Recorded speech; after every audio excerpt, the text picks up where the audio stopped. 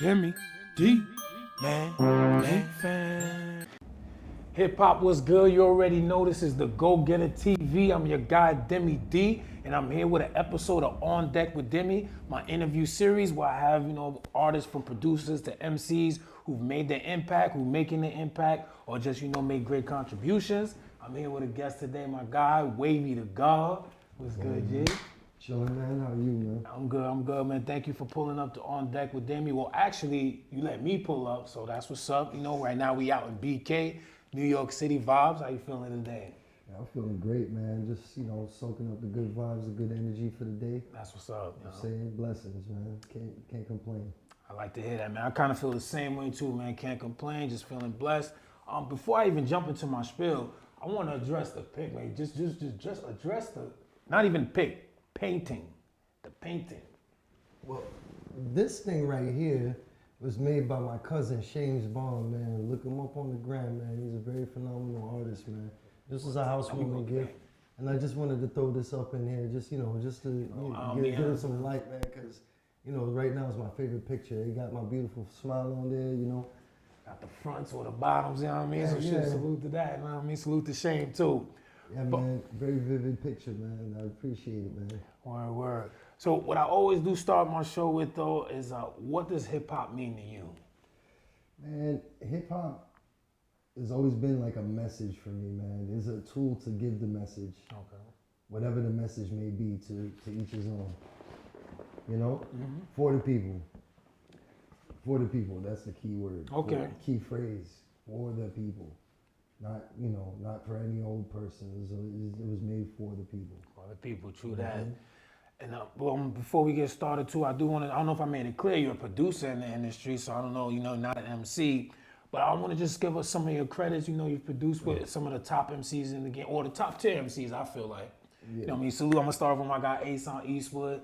Work with Rome Streetz, he's on Fuego right now. Mm-hmm. Salute to China Streets, the guy Eddie Kane, Planet Asia, right? Yes. Ransom cooking right now. Asia just dropped something too, so.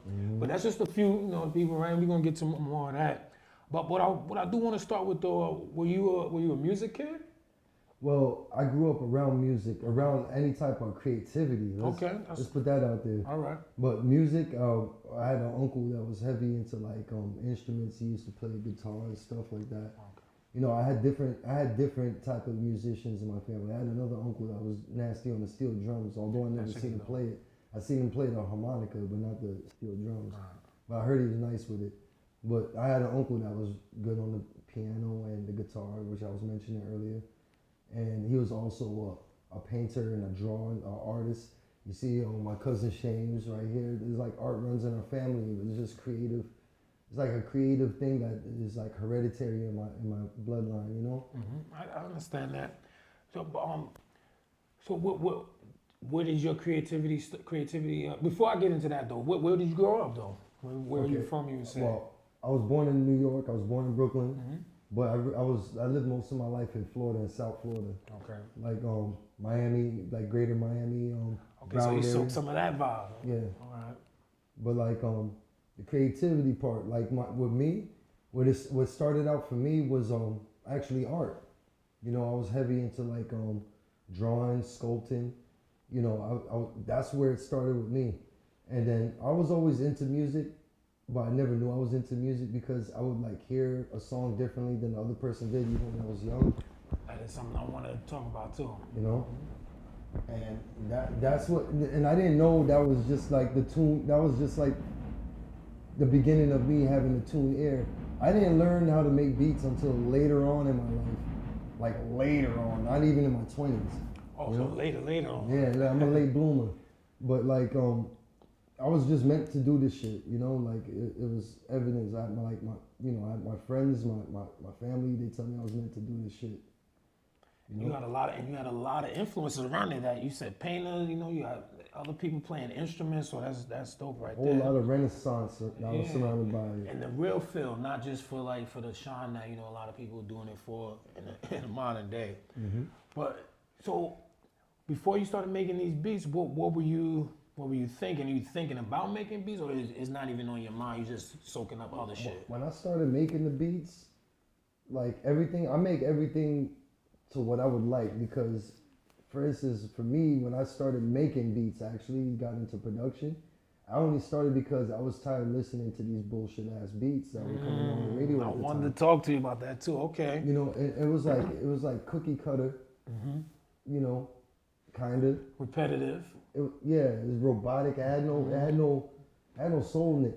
The way hip hop was built. It was built the way that I feel like we did it. I'm not discriminating the producer that do these, because these guys are talented too. It's not that they don't have talent. It's just that the people that's carrying the messages for their music is that's not it. You know, like I personally, that's my personal opinion. You can hate me, you can say this. I gave everybody a chance. I sit down and I listen to everybody. Exactly, because I do the same. I give everybody a chance. Yeah. No, but you know you're on the right platform for that, man. This is the Go Getter TV. excuse me. This is where hip hop lives, and it's not like you said. It's not to discriminate or to slight anyone, but like you're saying, it's just a certain feeling and just certain aura that the music gives, and that your music does give. But so with that being said, though, so now though, what was your first step though, as far as now, or when did you feel that you started taking it serious? Oh man, I would say 2018, I started taking this shit serious. You know, I was coaxed to actually come and live out here and try it out, because I was tapping in with certain people and I felt like there was like a good traction that was going. My shit was starting to get played on the radio. They was putting my shit on the hot playlists of the week and on different sites. Getting results. When you start seeing your name being brought up on, which isn't shit, which I'm not discriminating this either, because it takes more than that to be successful. But when I start seeing my name in Shade 4 or 5 programs and things like that, I was like, you know what, maybe I could, bust a move out here and make something out of myself. It was just a glimmer. But it was enough for me to just be like, you know what? I believe in myself. Let me try it. Let me just take a gamble on myself for once for a change. And that's good that you did that, because those are signs. Like you said, it's not to hang your whole hat on them type of shits, but it is a sign and a result and showing that your shit is being received. Yeah. So, who were when they're telling you that you should do this, and when you were thinking about doing it before, I guess like 2018, who were some of the producers you would say that you felt were given that type of soul that was out at the time, or maybe? Like for me, just for you, how you felt personally. Like I've always been like an Alchemist fan. Absolutely, no doubt. I've always been like a Mad Lib fan, always. I was into like Black Milk around the time when I started. Salute the Black Milk, very slept on. Yeah, man, like. That is. Yeah, that straight up. I slept on too. It's MC too. Nice on the mic. I mean, you get the blessings from Dilla. I mean, you got to give him some type of notice to see what he's about. And he made good music around the time. Yeah, a couple of good albums I fuck with. Album of the year is my shit. I was into dudes like Odyssey. I just got up on him like a couple of years ago. Okay, so I didn't really like. For me, I know everybody based this whole underground shit on Griselda Records and what they've been doing for the underground culture. But I tapped into them like in 2016, like 2016 type shit, So I always been hip to the movement without being a part of the movement. But like when I become more proactive in the movement, that's when the new renaissance started around that time, because it was like almost like synchronicity, you know what I'm saying? True, it did kind of like everybody just started. It was like I can't explain it. Like 2018 was special because a lot of things formulated around that time. A lot of different factions. Nah, I know a lot what of things you're saying. That's prevalent now. Yeah, you had the, I know what you're saying. You had the Trust Gang 38, you had Hus in them, you still had Willie in them, you had Rock still. I know what you're saying, Rome, and so there's a lot going, like, Asun, Like everything was still like little seedlings. Yeah. Yeah, and it nurtured over the years, I know. And like, and over the years, it just like, I just seen certain individuals grew. We all grew in a way. and the shit turned out to be beautiful because now motherfuckers literally becoming like leaders now. Absolutely. You know? I'm loving it. So I'm glad that I was part of that renaissance, like that new renaissance, that new golden era as they called it. You know? Yeah, we're gonna dig more into some of the projects that you feel like help catapult you into that and just contributed to that.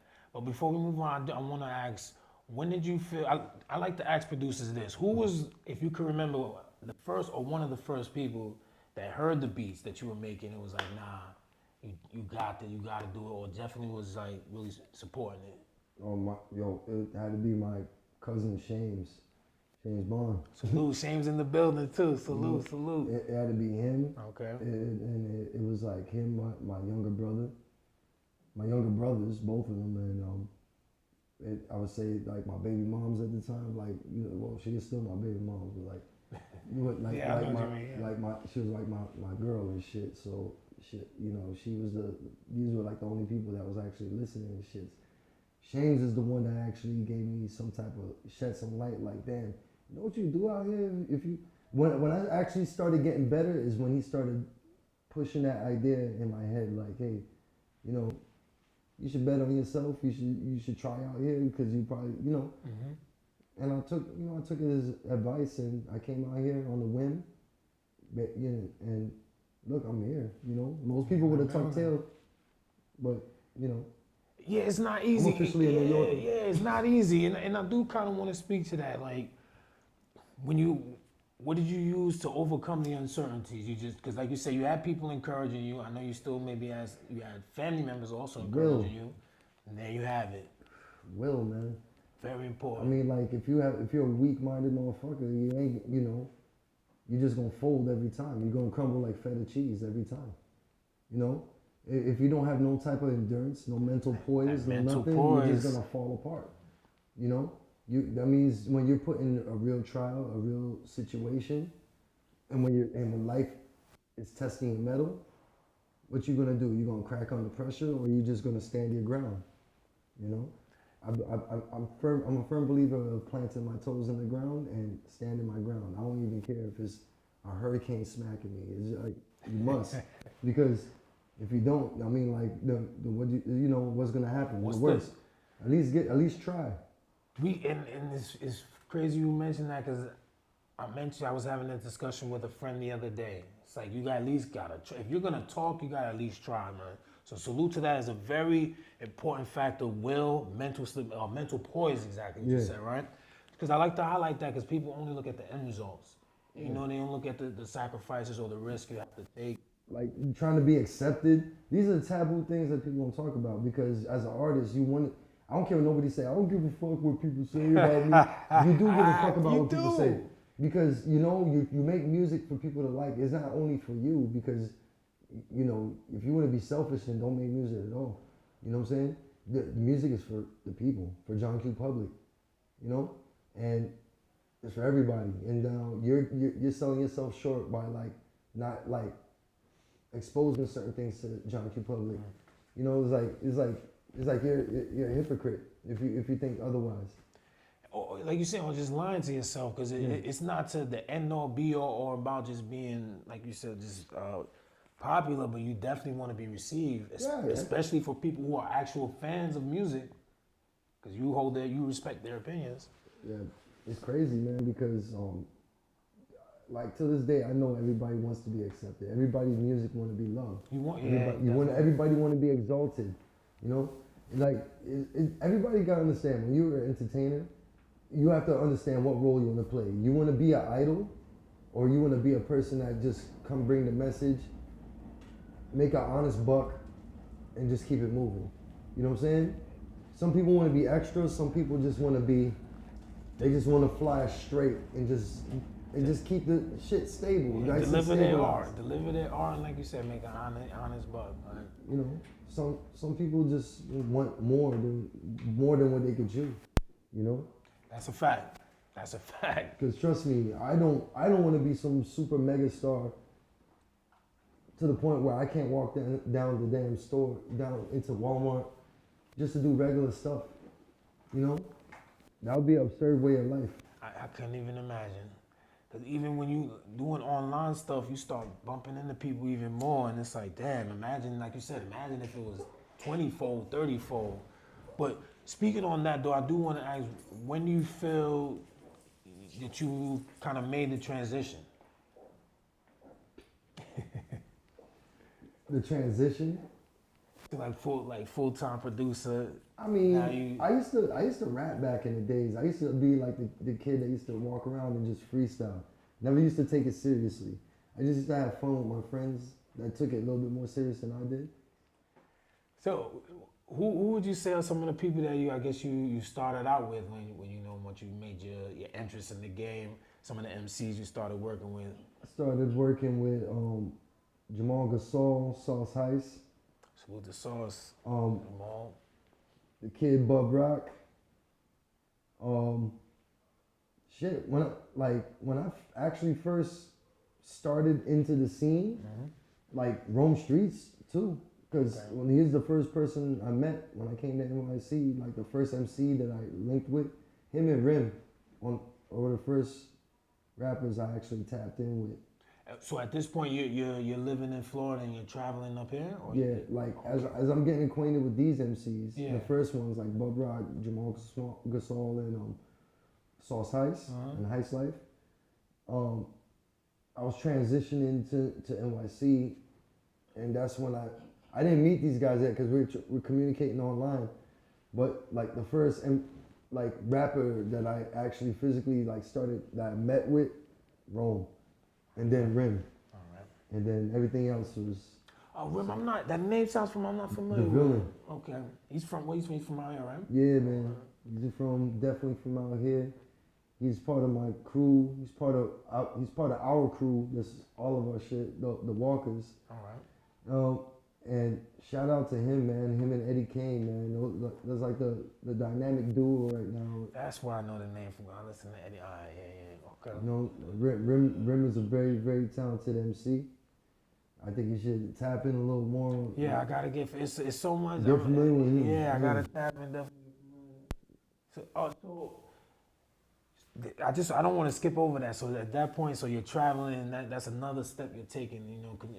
To push towards your goal. Traveling, coming all the way up from Florida, NYC, talking to people online. I mean, building rapport with people you don't know. Yes. People also on the come up. So a lot of that shit, I like to point that out because people, I feel like they skip over that, and they feel like it's just gonna just fall in their lap.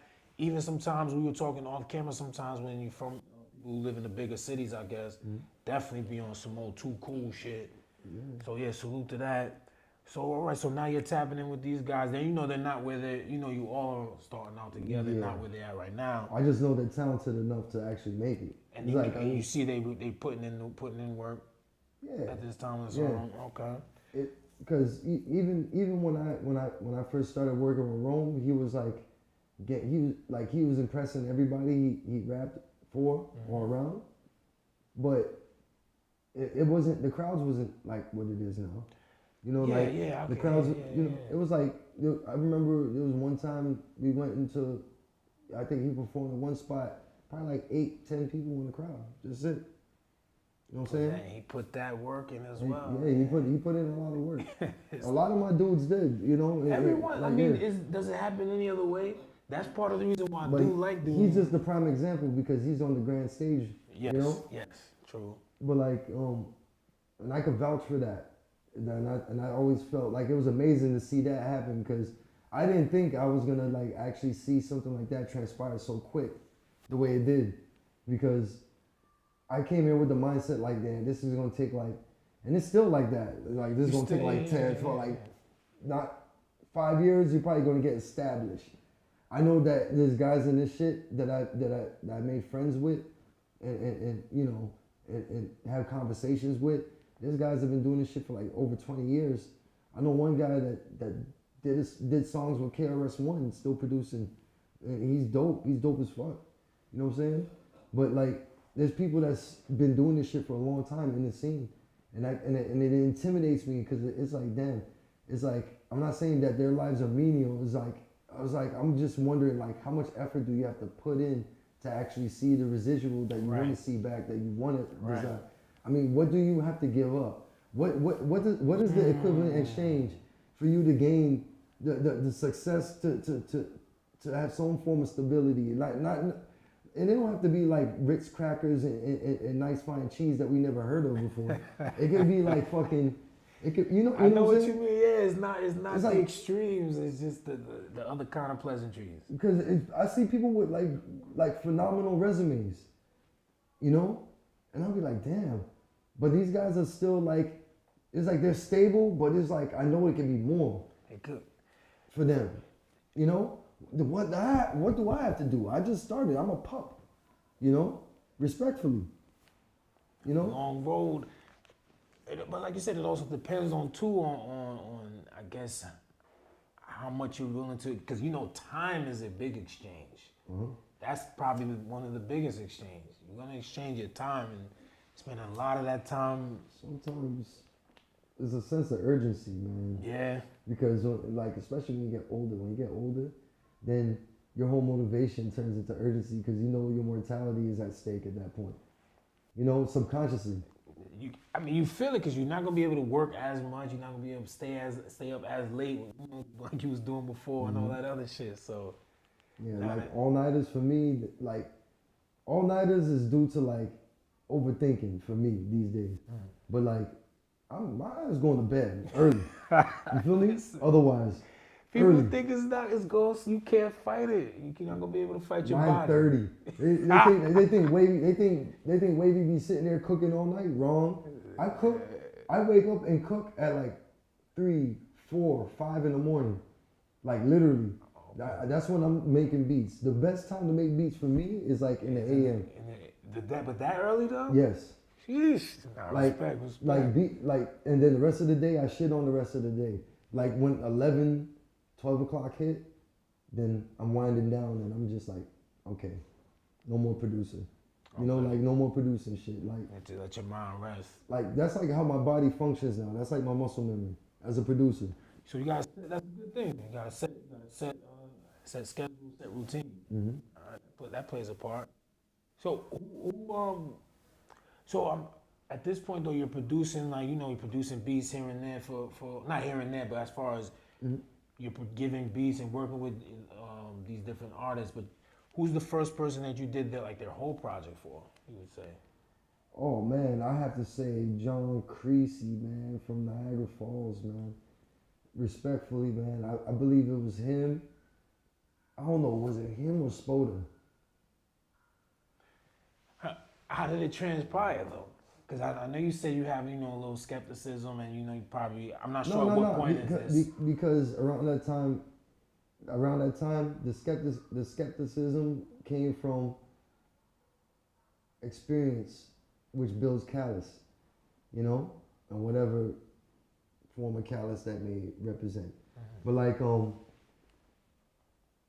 was open to work with people because I knew that you have to give to gain. Even now, because sometimes I know, like it'll be like pulling teeth for me if I know that I don't want to make it sound like this, but if my platform is way bigger than yours and your skill is subpar and you're using my platform to come up, I'm gonna kind of like be skeptical, But like you said, the skills it's not even like you have the skills. So.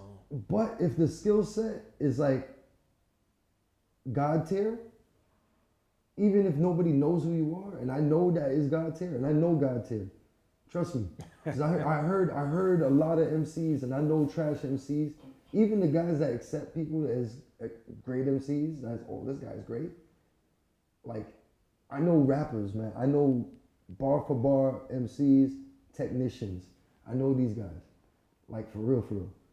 So I know what I'm listening out for. You know what I'm saying? We're listening like we were sitting there dissecting bars. That's how we came up. Like what do you mean by that? Type shit. You know what I'm saying? That's the type of conversations I'm having with my peers. So when we listen to music. And yeah, man, like That's just what it is. Salute to them though. So, Yeah. so did they come to you to produce, or is something you was like you ready to take on and like, yeah, let me produce your whole, let me produce your entire project. From the looks of it, at this point, it seems that I present the ideas. You know, like Hey, I present the ideas because they don't. Whenever they ask me to make a beat, it comes out like shit. I hate when people ask me to make beats or customize a beat. It's like me telling them to customize their raps for my shit. Okay. How about I just give you a concept and you rock with it? All right. Like if somebody gives me a concept of a feeling, like I want to give this feeling, then I'm gonna try to capture that feeling. I'm gonna look at a genre of music to sample from to find that feeling, to chop up and bring it in my interpretation, have it deemed suffice. You know what I'm saying? So you're a producer. You don't just make beats. So I guess sometimes people gotta understand that, right? There's a difference between the two. Yeah, because like I said, if you go into a studio with me, I'm not just the guy that'll just be like, like shuts the fuck up, just gives the beat and just goes in the corner. Yeah, press buttons. Exactly. You got vision. You got. Yeah, So I know you got a lot of projects, and we mentioned a lot of the artists you work with, but what are some of the projects specifically you want to mention to my audience while we have you here? Get them familiar with Wavy Da Ghawd. That's how we do on the Go Get a TV. Well, I got God's Eden, Yeah, of course. Get to that too. All right, and I got I got my man's Bang Belushi on God. I got Spoda Full Court Press.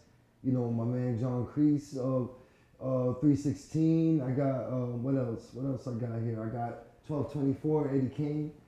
Man, that's our fully produced projects, man. Like Asun, y'all mentioned got Asun, yeah, the Complex, of course. You can't leave him out. Shout out to him. Yeah, man. You out here. And I got some things here and there, some placements here and there, but but for the most part, yeah, I got you out here. So tap in. And so with your joint, is this your first project? I seen you had some other stuff, but I wasn't sure. This is actually my first project as a producer. You can get in touch with it. Yeah. So God's Eden. Yes. The title. Yeah. Dope. All right, thank you, man. You came up with that? Yes. You bounced my that shit is dope. God's Eden. And so how did that feel, man? Your first project. Did you put it together? You had a team to put it together, or you kind of orchestrated it? Well, yeah, in a way, there was a team that was brought together to put that project together. Like the core people that, mostly, if you look on the back of the project, like most of the guys that you see back here, you see the OBI, but the guys that you see back here, okay, they had a heavy hand in the making of that project, and and then other entities like 90, he mixed the project. Future Wave had a hand in that. A lot of people had a hand to bring this into fruition. Like I said, that support system. People believing in me, like even like people that had situations like in a better position than I was. They loaned me a hand in their resources to make my shit come into fruition. That's dope. You know what I'm saying? I named that project God's Eden because that was like, like when I first came out here, this place was like, like my Garden of Eden. You know what I'm saying? If that's what it was poetic because, I wasn't getting the appreciation. I thought I was supposed to feel that safe haven in my hometown at the time. But like, I got it here. You know what I'm saying? Right. I bear fruit out here. You know what I'm saying? So. Yeah, dope title, dope project. How did you pick the MCs, man? Was it tough selecting only? I don't know if you wanted. It took about like probably 2 years to do this project. I can imagine. Because this is like music compiled from like 2019 to 2021. Yeah, I believe so.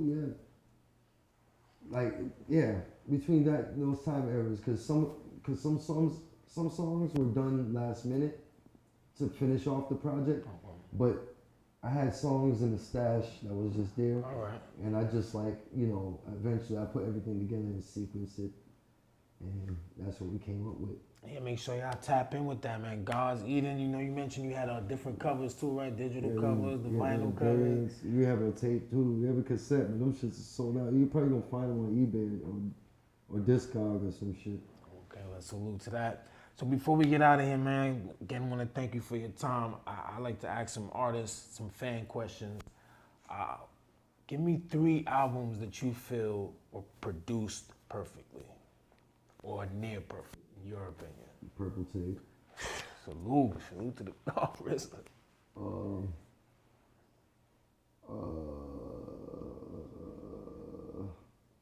Let me see. Yeah, take your time. Man. I know it's out of the blue. You know, there was damn, I gotta say, man, freaking Pete Rock had like a well produced project. That Soul Survivor joint, that had some. His solo debut. Yeah. Oh, okay, that's dope. That's a nice pick. That was a well produced project. Shit was good. Great features. The sequencing and all of that. Yeah, it's the end. But like who else? Shit. Is there a number limit? I mean, nah. You mean shit. I mean, shit. Like Nas' first album was well produced. Absolutely. That was phenomenally produced. Yeah, classic. Of course, classic. You know, like there's a Gangstar. It's too many. Yeah, I can name a couple Gangstar projects that was well produced. Yeah, salute to Primo. Some of the top tier producers right there. Yeah, but definitely everything in my life. If I'm gonna mimic anything, I'm gonna mimic the Purple Tape. Okay, gotcha. Oh, so that's like in your what they call it your magnum opus. Yeah, your top one. That's like okay, what would criminology do? You know what I'm saying?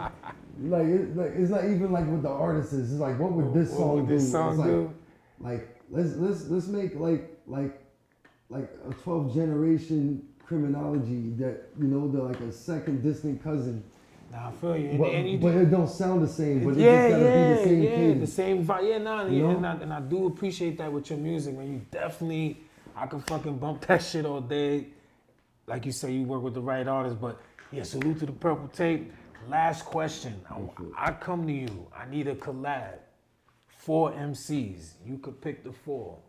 You producing the track. Just bring me the track with 4 MCs. Who the 4 you throwing up on there, man, for a track for Deme D and the Go Get TV? Like the 4 MCs? Yes. Who the 4 you throwing on there? I mean, it's just for this round. Next one, it could be 4 different ones, but I come to you, I'm like, yo, Wavy, I need a collab, man. Just give me 4 MCs. I have to say my man's Ty, Rim, King, Spoke. Let's go. Salute to all of them. And there you have it, Wavy Da Ghawd. Thank you for pulling up. This is the Go Get a TV where hip hop lives. I'm your guy, Deme D, Mr. Everywhere. You never there.